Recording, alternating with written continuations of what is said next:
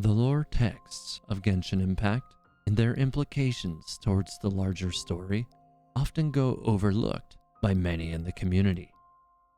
With the Texts of Teyvat series, I hope to bring the in-game lore books to a broader audience by performing a reading of all volumes for every book in Teyvat, transforming reading Teyvat's texts into a passive experience that you'll eventually be able to binge at any time.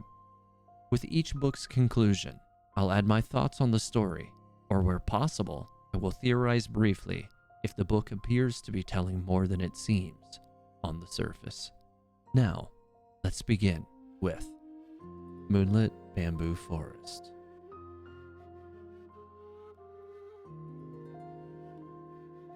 Between the rustling emerald curtain of foliage, in a spot where the croak of frogs and shrills of cicadas meet, lies a corner of the forest that is withered and dry, just near the wetlands beneath the mountain crags. The bamboo forest of Mount Chinse is the verdant home to many fables.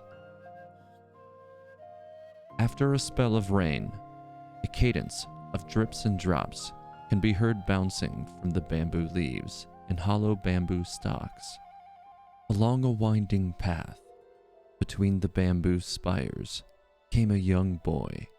He swiftly made his way along the trail, climbing up damp crags and running down its paved mossy course. The leaves of tangled foliage and vines strewn across his path brushed against his skin. The boy finally decided to stop for a rest at a dried and withering spot among the creaking bamboo of Mount Chinse, tucked away below the mountain rock. The boy clearly remembered the village elder once saying that the rainy season was the proper time for the fox to take its wife. Only eyes of a child could ever see the fox bride's crimson sedan chair and its procession dancing through the forest, accompanied by strains of music and thumping drums. The village elder also warned that kids mustn't approach near any such procession. If you wander too close, the fox will snatch your soul away. That's what the village elder always said. "What happens if your soul gets snatched?" asked one of the kids. "Once the fox has your soul, your fate will be forever sealed. Perhaps they will use you for music in their processions, smashing you like a cymbal and beating you like a drum, horns blaring all around. There will be no rest for your soul." The village elder would never forget to pose as if she were beating a drum, scaring all the little ones.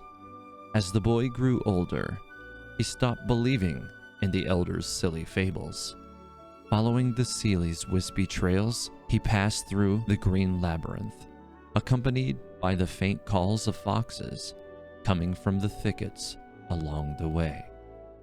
Those crafty creatures, hiding deep in the forest, will seldom reveal themselves or their boisterous bridal processions to careless treading travelers. The boy was feeling quite low in spirit, kicking pebbles off the road and stomping up seemingly unnatural stairways along the way, wandering further into the heart of the bamboo forest. The village elder once said that this very forest was once an ancient kingdom conquered by the Geo-Archon. But what did the Geo-Archon look like? Did it have arms and legs or eyes like us? Or was he more like the stone beasts found along the waterbanks? The herb gatherers that periodically set up shop in the city to sell their herbal ingredients would always bring tales of the year's rite of dissension. Listening to their stories, one could only imagine the amazing scene of the Geo-Archon descending to the world. But of course, the curious kids could only hope to someday see the great Archon that they had revered for generations with their very own eyes. Was the immovable Mount Chinse a gift from the benevolent Geo-Archon, or were decades of peaceful living that which had already been ordained by the Archon? The answers to these questions lay outside the village, within the aging forest of the mountain. Bubbling with questions and expectation, the determined boy made his way forward beneath the scattered shadows of bamboo leaves. Lost among the green bamboo canopy, the young lad soon met an unexpected companion. "What's the matter? Are you lost?" The lad heard a gentle voice among the rustling bamboo stalks, speaking with a hint of sarcastic playfulness. The lad turned to see a slender woman garbed in white. She stood beside a clear babbling brook, with beads of water glistening on her woven rush raincoat, her golden eyes melding with rays cast through the forest by the setting sun. The village elder had said that there were once white horses that would leap from clear springs to become adepti to assist the campaigns of the Lord of Geo. But no one had ever specified which spring or the honorable name of the illuminated beast that sprang from it. Besides, the woman that stood before him now didn't appear to be an adeptus, apart from the piercing gaze of her golden eyes. Furthermore, he had never heard of any adepti that needed to wear raincoats. "Well, if it isn't another fool," the lady garbed in white began to chuckle, squinting her eyes with a smile. "Who are you calling a fool?" replied the young lad in a fluster. This was certainly no adeptus. Who could have heard that an adeptus would speak in such a deplorable manner? "I embark on an adventure. I wish to be a sail across the seas and witness the stone spears of the Lord of Geo for myself." "You've only just embarked on your journey, and yet you've already fallen astray among the bamboo forest?" The woman's reply was calm and even, her eyes making a subtle smirk. The lad had already found her particularly annoying. "I don't need your... There's no shame in being lost. Come, follow me. I will lead you out of here." The woman snickered and extended her slender hand toward the boy. Her white skin glimmered under the rays of the sunset that shone between the bamboo leaves. Thank you?" The young lad took her outstretched hand. Her skin was cold and damp to the touch, much like fresh rain upon a mountain or dewdrops upon a bamboo shoot. The village elder said that once the warm glow, the setting sun gradually fell behind the mountain ridge, and the afterglow in the clear above gradually began to darken. The village elders said that once the warm glow of the setting sun fades, the spirit of the mountain woods becomes a cold and murky breeding ground for monsters. These monsters are born from the past that has long gone, their spirits forming from the resentment and unwillingness of the dead. Any bamboo they ensnare by them will dry up and die, and any person they ensnare will similarly grow weary and fade from existence. Sometimes they will even call upon passers-by to assist them with matters that they could not accomplish on their own, before leading them into a trap from which they could never return. Other times, they would act as a guide for innocent travelers, leading them to a den of demons. So you see, little ones, you must stay vigilant and never let your guard down when you journey far from familiar soil. Thus said the village elder, patting the kids on their heads as she finished the story. Come to think of it, could this woman in white be a monster of the mountain woods? The lad grew nervous in his heart and couldn't help but slow his pace. What's the matter? The woman turned around, her golden eyes shining through the moonlight draping over her silhouette.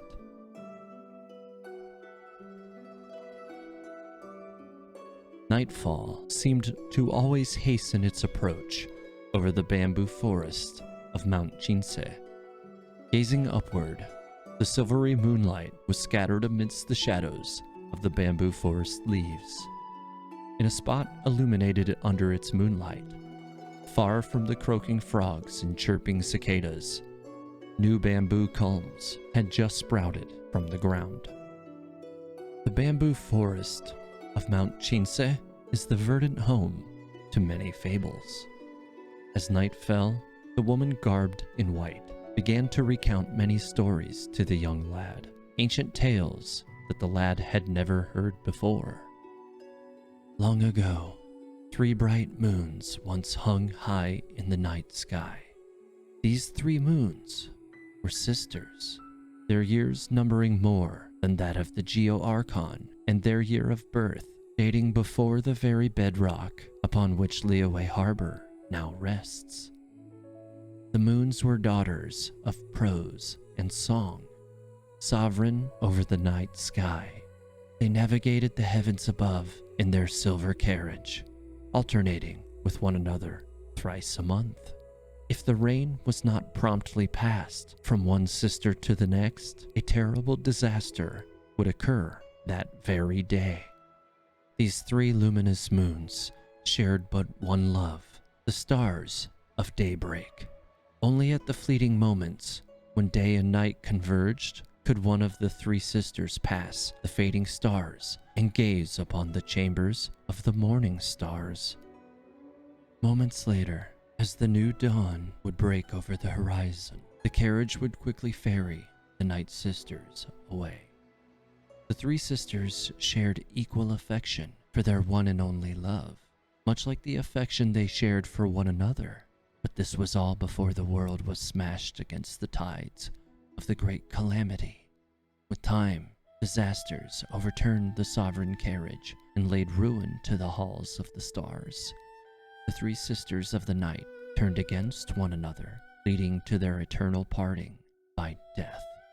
Only one of their pale corpses now remains, ever shedding its cold light. The woman raised her head and gazed at the moon through the sea of bamboo.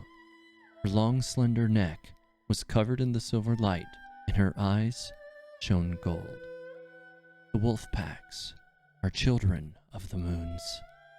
They remember the calamities and the tragedies that ensued. Hence they lament the fate of their mother with each new moon. It is also why those who live among the wolves call the morning stars the surviving love of the moon, the grievous stars. I see. The young lad remained silent for some time. This was a story that the village elders had never told them before. Perhaps it was a legend that the eldest of elders had never heard before. Such stories were more grand than those about foxes taking brides and monsters ensnaring people, but less riveting than the tales of the Lord of Geo driving away evil spirits. The woman's tales were almost like a dream of the imagination. These are stories that have never been told, legends that have already been long forgotten by people. The woman garbed in white gently stroked the lad's hair and lowered her eyelids. The golden color of her eyes darkened a bit. Before the ancient mortals established the universe, there were gods that wandered across the lands. It was at this time that many of the Adepti came into being. But what about before then? Only broken memories and fragments of the past were turned into stories, and stories turned into legends, passed down among the people. Even deities and Adepti alike would feel sentimental upon hearing such ancient memories that surpassed the mortal world. The woman gave a long sigh and turned to find the young lad fast asleep. Unbelievable. With a helpless smile, she took off her raincoat and placed it over the young lad. That night, the lad dreamt of the 3 moons in the sky, and the silver carriage stopped before the gates of the stars.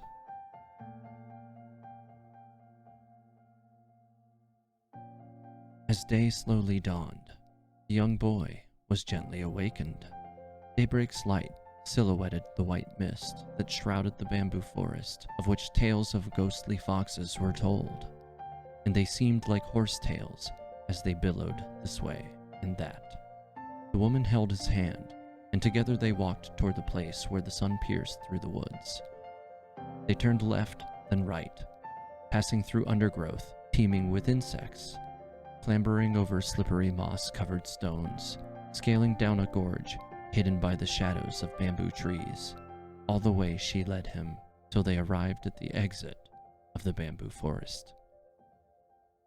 "I still don't know who you are, or where you're from," said the boy, but the previous night's story had yet to leave his mind.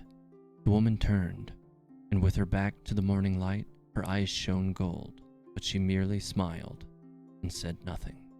Many years later, the boy who was a boy no longer would remember that moment, and he would understand. The gap between them was as a yawning chasm. His fate was to leave his home and go to Liyue Harbor to seek the riches the Geo Archon had bestowed upon him. Hers, then, was to hide herself away from the majestic, kindly gaze of the great Lord of Geo, and to protect those ancient tales that even she was beginning to forget. So the boy and the white-clad, golden-eyed woman were parted. He would pack his things and head for that thriving port city, while she stood silently at the boundaries of the bamboo forest. For in her bewitching eyes, she seemed to have already foreseen the young man's fate, that someday, when he was old, tired of the sea and the waves of life, he would slowly return to this mountain village, and there he would live out the rest of his days. In the dawn's glow, the boy heard a whinnying cry that then grew distant. He turned and looked, and there was nothing behind him but a single strand of hair that had come to rest on his shoulder. The story of the Moonlight Bamboo Forest adds a lot of intrigue to the age just beyond the conclusion of the Great Calamity. Its tellings of the pale woman in white, with golden eyes and cold, damp skin, could be taken in a number of ways. It first establishes the common stories told in the mountain village of Jinsei, but later makes a point to say that the stories from the times before the calamity are being lost. The village elders weren't telling the tales, they'd been forgotten by the people, and even by the one who was tasked to protect the stories, the pale woman clad in white with golden eyes. To me, the most compelling aspect of this story is simply exploring the possibilities of who this character may be. The boy in the tale says she didn't appear as an adeptus, assuming a child could recognize an adeptus on first glance. But the various details throughout the story, which link her to the Geo Archon, and the story which she tells of the three sisters of the moon, of which only one now remain, makes me wonder if it is possible that the golden-eyed woman is that remaining sister, or is she the pale and cold scion of one of the sisters who perished? After all, the boy heard only a distant voice at the end of the story, and received only a single strand of hair to remember her by in that final moment. The mystery that enshrouds the death of one who was once close to the Geo Archon Rex Lapis makes me wonder if she was a spirit all along. She was described as cold and damp to the touch, and her subtle emotions throughout her account of the tale seem to suggest a personal connection to the story. Was this sister of the moon the spirit of the god of dust, Guizhong? One of our own real-world moon's most defining traits, after all, is that it is covered in dust. Could this story then be the tale of Guizhong's death, told cryptically through her own sorrowful and regretful words? Finally, if Guizhong was one of the two sisters who perished, who was the other sister that was lost? And more importantly, who was the sister described as a corpse ever shedding her light that remains? As more stories and texts of Genshin Impact are revealed, I will continue to look for plausible connections. If you enjoyed the video, be sure to leave a like, subscribe, and don't forget to hit the bell icon so that you are notified when my next video goes live. Lastly, join the Teyvat Historia Discord server to discuss Genshin Impact's lore, mechanics, or even discuss your theories with the community members. Thanks for watching Teyvat Historia. May the 7 guide you, travelers.